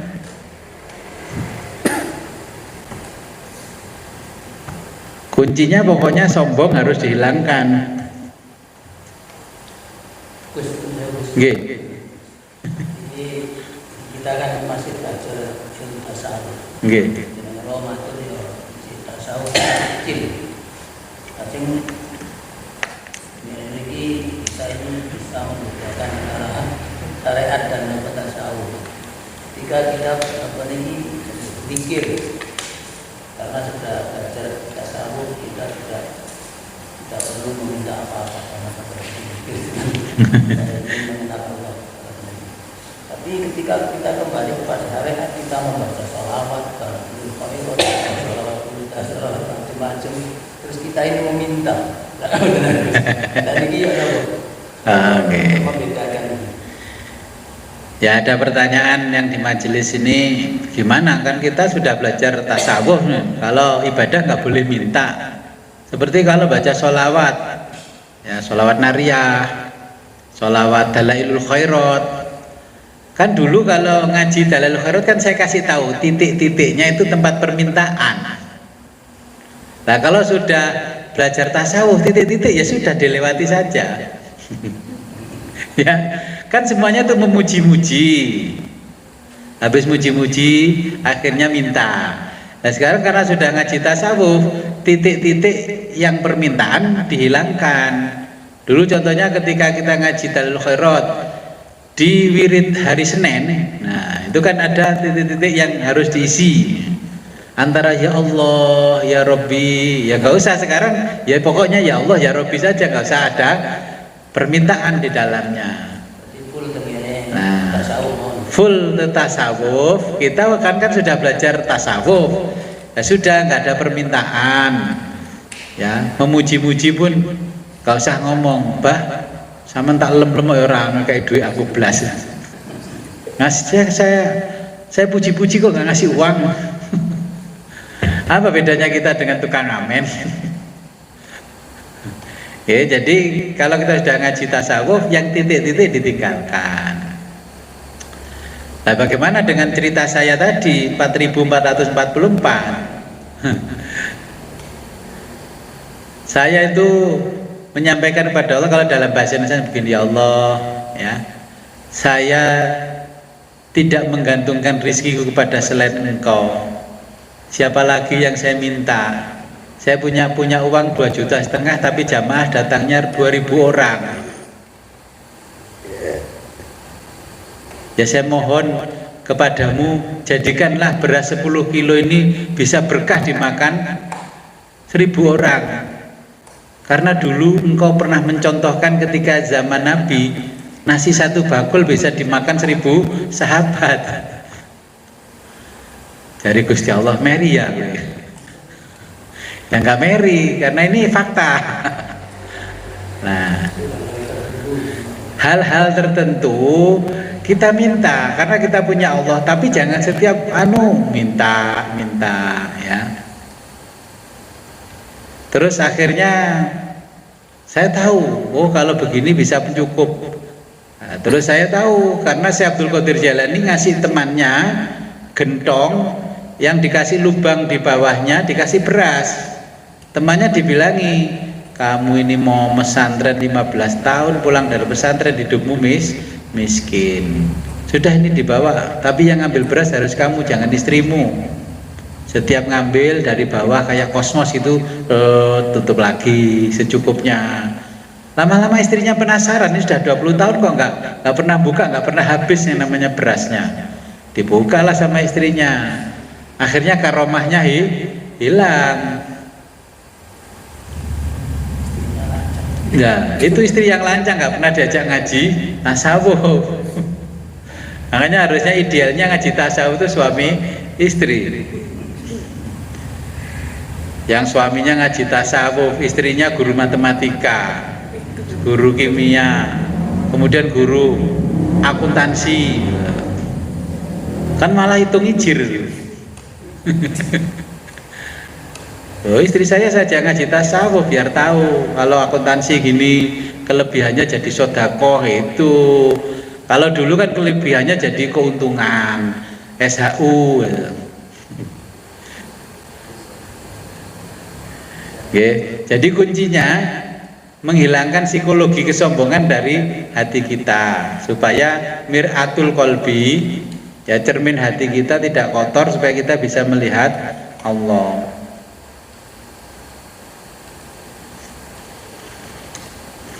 Ada lagi pertanyaan? Ya silakan. Lupa yang dimaksud dengan diploma karena saya tidak seringnya dibaca, lupa istilah Artinya dulu sudah dijelaskan di pasal-pasal sebelumnya itu tiflul ma'ani artinya anak kecil yang masih lucu. Ya, persis anak yang kecil masih lucu suka lompat-lompat. Dalam bahasa Arabnya tiflul ma'ani. Tiflun itu kan anak kecil. Kalau rodotul atfal apa? Rodotun taman, atfal itu dari tiflun, ya bentuk jamaknya atfal, berarti taman nak-kanak. Jadi bukan TK, itu TN. Jadi rodotul atfal kalau bahasa Maduranya taman nak-kanak. Ya.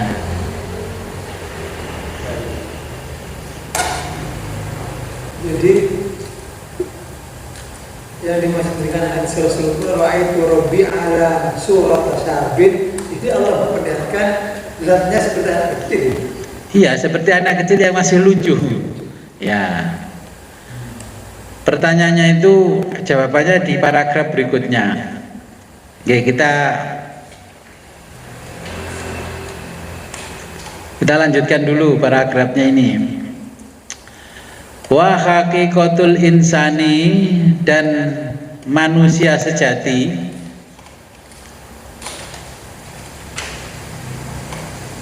ya, manusia sejati bahasa Jawanya jalmalinue,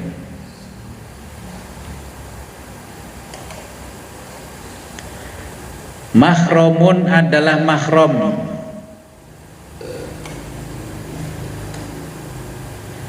lidzalika nuri, bagi cahaya tersebut,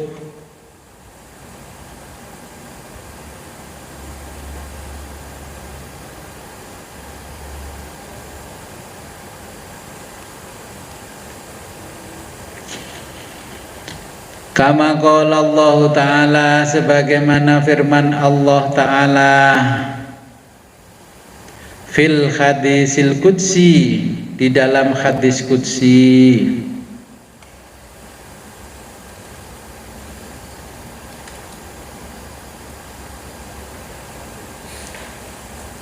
Al insanu, manusia adalah sirri, rahasiaku,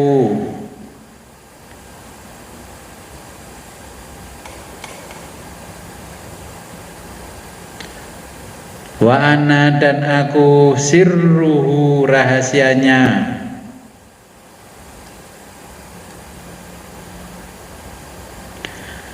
kama qala nabiyyu, sebagaimana sabda Nabi sallallahu alaihi wa alihi wasallam,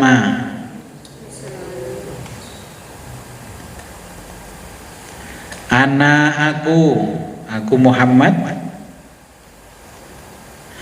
minallahi ta'ala, dari Allah Ta'ala,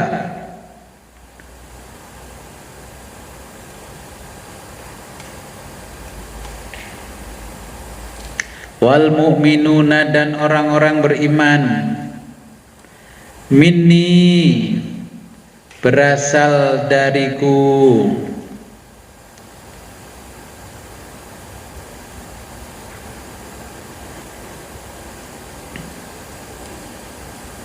wa qala Allah Ta'ala dan berfirman Allah Ta'ala,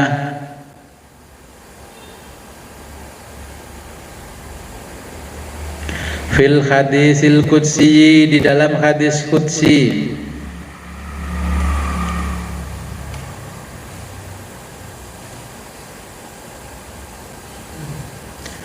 khalaqtu aku ciptakan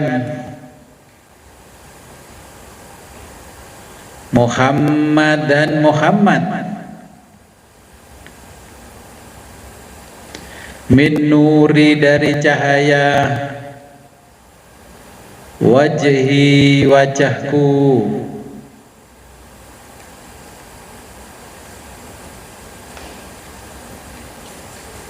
wal muradu yang dimaksud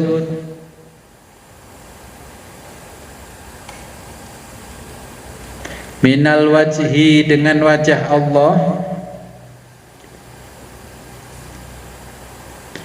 adzatil muqaddasati,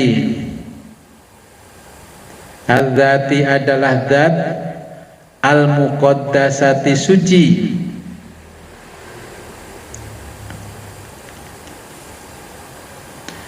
al mutajalliyati yang bermanifestasi,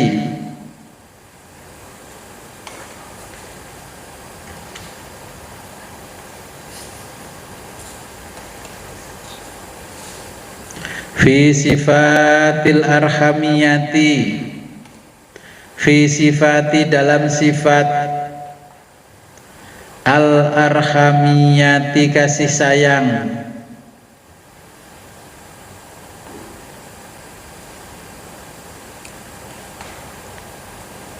kama qala Allah Ta'ala sebagaimana firman Allah Ta'ala,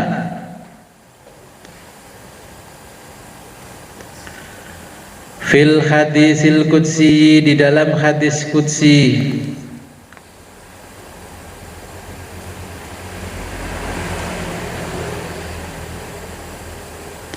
sabaqat sesungguhnya mendahulukan, rahmati rahmatku, ghadabi marahku. Kalau diterjemahkan, sesungguhnya rahmatku mendahului marahku.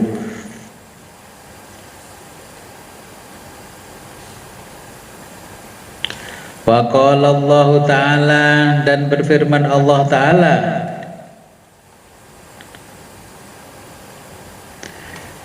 li nabiyihi kepada nabinya,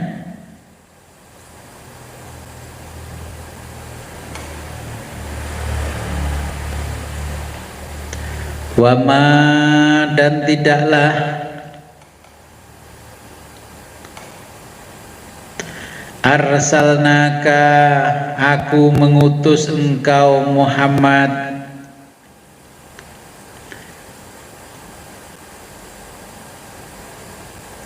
illa kecuali rahmatan menjadi rahmat lil alamina bagi seluruh alam.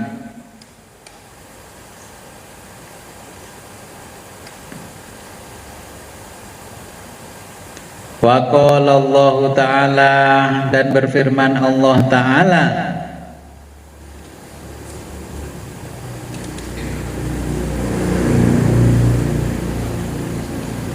qad sungguh ja'akum telah datang kum kepadamu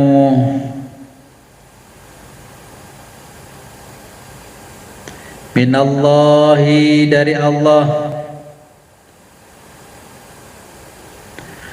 nurun cahaya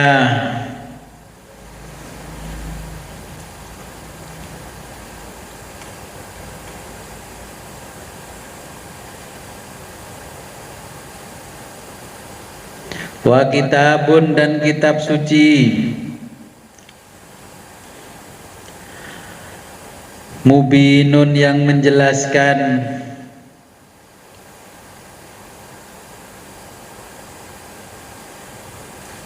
wa qala Allah Ta'ala, dan berfirman Allah Ta'ala fil hadisil qudsi, di dalam hadis qudsi, laulaka jika bukan karenamu, laulaka jika bukan karenamu Muhammad,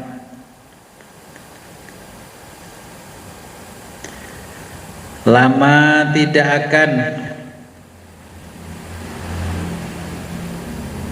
khalaqtul aflaka, khalaqtu aku ciptakan, al aflaka alam semesta.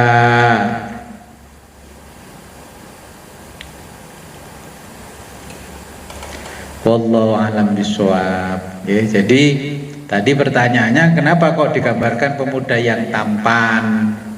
Ya, tiflul ma'ani itu memang cikal bakalnya ruh yang dimasukkan Allah kepada kita. Jadi anak kecil yang lompat-lompat saking senengnya gembira ria, ya persis anak kecil itu lah. Cuman itu di alam ruhani. Nah, nanti ketika sudah ditiupkan ruh itu kepada kita, maka tiflul ma'ani itu juga akan berubah menjadi ruh. Ya, nanti adanya di ruh qudsi, ruh ruhani, ruh ruhani, dan sebagainya. Nah, nanti itu pun juga tetap bisa kita lihat si tiflul ma'ani ini dalam bentuk aslinya, dan dia nanti yang bisa menyambungkan kita dengan Allah.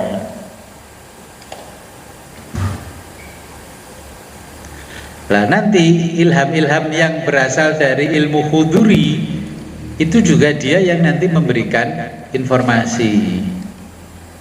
Ya. Jadi itulah tiflul ma'ani. Setiap orang punya tiflul ma'ani. Ya, apa bedanya dengan orang Jawa yang namanya saudara 4 ke 5 pancer? Beda konsep. Ya. Jadi itu tiflul ma'ani. Yang dijelaskan Allah seperti itu. Ketika saya mempelajari yang versinya orang Jawa, orang Sunda, ternyata saudara 4 ke 5 pancer itu tidak sama dengan tiflul ma'ani. Ya. Tiflul ma'ani memang itu ada makhluk Allah secara khusus yang dari ruhnya Allah sendiri, ya, sebelum ditiupkan ke kita itu masih dalam bentuk tiflul ma'ani, ya, dalam bentuk ruh suci, namanya ruhul kudus. Ya, kalau kitab ini saya terjemahkan ruh qudsi. Kalau ruhul kudus nanti mikirnya kayak ajarannya orang Kristen. Ya, sebenarnya bahasa Arabnya ya ruhul kudus, ya ruh qudsi. Itu namanya tiflul ma'ani. Lah nanti tiflul ma'ani juga akan mendatangi kita ketika sampai batas akhir rumah kita. Bah, aku ini saudaramu, bah. Aku sudah pergi ke ujung barat dunia ini, ke ujung timur. Ternyata aku sudah tidak bisa menemukan rizkimu, bah.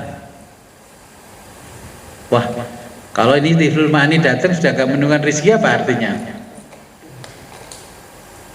Ingat ngaji, waduh mati. Loh iya, ketika sakit di rumah sakit ada yang datang, aku tadi melihat kayak simbah tadi datang ke sini, karena nggak belajar tasawuf. Itu tiflul ma'ani, itu malaikat yang dijelaskan oleh Nabi. Bah, aku sudah pergi ke ujung barat, ujung timur, selatan, utara. Aku tidak menemukan udara yang bersih untuk kau hirup, bah. Makanya terus abahnya Loh, iya, itu tiflul ma'ani yang ngasih tahu. Karena jatah oksigen yang bersih sudah tidak ditemukan oleh dia. Akhirnya kita nggak bisa menghirup oksigen yang bersih. Akhirnya kan cari samator gas, beli oksigen. Baru setelah oksigen beli 1 tabung 1 juta baru rasa. Dulu masih oksigen gratis, suruh bayar pakai astagfirullahaladzim, subhanallah, nggak mau. Oksigennya 1 hari 1 juta baru bisa. Itu bukan dari tiflul ma'ani, itu dari samator. Ya kan? Ketika masih gretong tidak ada yang mau, cuman bayar pakai la ilaha illallah 165 kali aja nggak mau, dapat oksigen gratis. Terus akhirnya datang lagi, Pak, mohon maaf Pak, aku sudah pergi ke ujung timur, ujung barat, selatan, utara, ternyata tidak aku temukan air untukmu Pak. Terus alat yang di rumah sakit dididut ya kan? Itu syariatnya. Tiflul ma'ani tidak menemukan alat. Ini yang bawa tiflul ma'ani setiap ngaji itu, di belakangnya Pak Budi itu bawa ambulan yang biasa pakai ngantep tiflul ma'ani itu. Ini luar biasa, ngaji aja bawa ambulan. Ya kan? Itu kelihatan di TV. Luar biasa, ngajinya sudah bersama tiflul ma'ani. Nanti kalau ada pasien di kamar ya butuhkan samator gas, gasnya oksigen dari samator, itu artinya tiflul ma'ani sudah tidak menemukan oksigen, jatah oksigen dari Allah untuk dia. Makanya oksigennya beli. Kalau bukan dari Allah, oksigen itu beli. Makanya terus tenggorokannya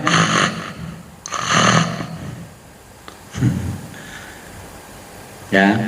Terus makanya Simbah itu ngomong, aku tadi didatangi 2 orang, kayaknya mbahmu itu mau jemput itu. Bukan Simbah, ya itulah tiflul ma'ani, karena belum ngaji Simbahnya dulu. Ya, kalau kata hadis Nabi nanti ada malaikat yang mendatangimu, ini enggak, itulah tiflul ma'ani.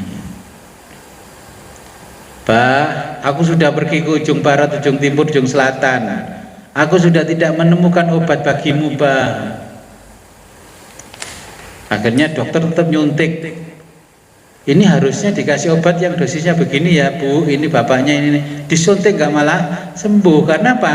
Tiflul ma'ani sudah tidak dapat jatah penyembuhan dari Allah.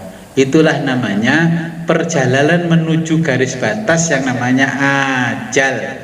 Ajal itu dalam bahasa Arab batas. Bahasa Inggrisnya border. Bahasa Jawa ini tapel wates. Wis dikandani. Perjalanan sampean itu cuma 75 km. Sampean saya wis teko Mojokerto. Badas Mojokerto itu 60. Berarti kurang berapa? 15. Usianya kurang 15 tahun garis finish. Disuruh ngaji tasawuf, ngaji enggak. Lama-lama tiflul ma'aninya pergi. Nah.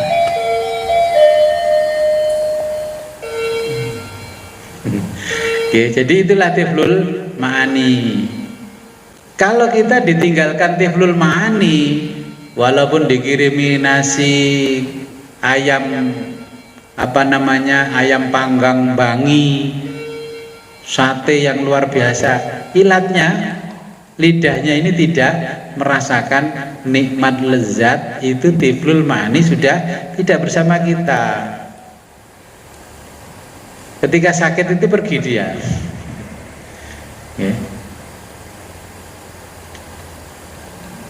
Jadi perlu kenal tiflul ma'ani. Enak mana? Ajal itu dirahasiakan Allah sama dikasih tahu Allah? Coba enak mana, rahasia ajal dirahasiakan Allah atau disebar oleh Allah?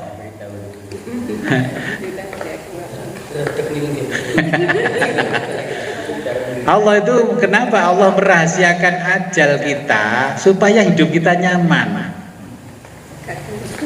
biar gak gelisah. Wong meneh tinggal mati ku lho, tetep ngaji. Coba kalau tahu mau mati gak mungkin ngaji. Kan banyak kan jamaah itu dulu ngaji, Gus tadi saya ini Gus ngaji, ternyata meninggal. Yang sepuh-sepuh itu kan udah banyak ini. Jadi memang Allah sengaja merahasiakan kematian setiap manusia supaya hidupnya manusianya nyaman. Itu jangan minta dikasih tahu. Tapi boleh Gus kalau ngintip Gus, boleh. Jenengan langsung gini nanti, sira aja geter. Ya. Aja wedi. Iku ngono padha makhluke Gusti Allah. Ya. Oh, kadang-kadang Allah itu ngeman kita, malah kita minta ditransparansi. Gusti Allah nggak transparan, semua dirahasiakan. Kematian rahasia itu enak, nyaman kita. Mau mati aja nggak terasa ya.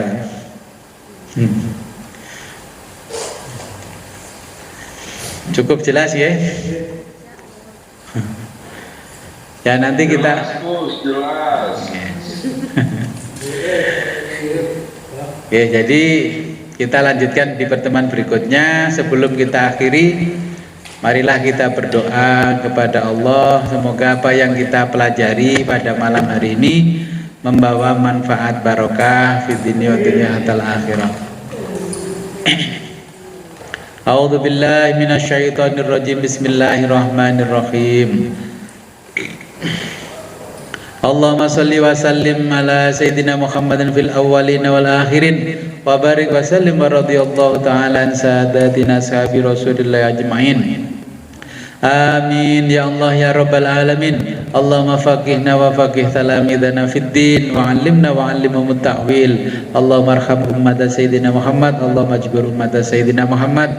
Allahumma aslih ummata sayyidina Muhammad. Allahumma farij an ummati sayyidina Muhammadin sallallahu alaihi wasallam. Allahumma anfa'na bima 'allamtana wa ilman wa allimna ma yanfa'una wa zidna ilman yaqinan walhamdulillah ala kulli hal wa na'udzubillahi min kulli hali ahli nar. Rabbana taqabbal minna innaka antat tawwabur rahim, innaka antas samiul alim wa tub alaina innaka antat tawwabur rahim. Allahumma hdina siratal mustaqim, Allahumma hdina siratal mustaqim, Allahumma hdina siratal mustaqim, siratal ladzina an'amta alaihim minan nabiyyin wasiddiqin wasyuhada'i wassolihin wa hasuna ulaika rafiqa. Dzalikal fadlu minallahi wa kafa billahi alima.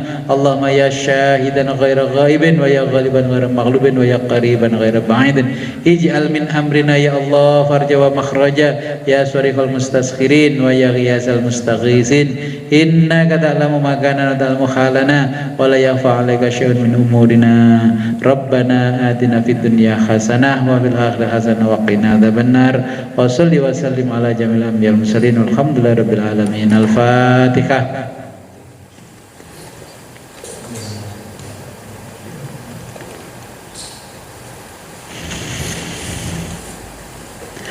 Akhirul kalam ihdinas siratal mustaqim wa billahi taufiq wal hidayah wa ridhal inayah. Wassalamualaikum warahmatullahi wabarakatuh. Waalaikumsalam warahmatullahi wabarakatuh.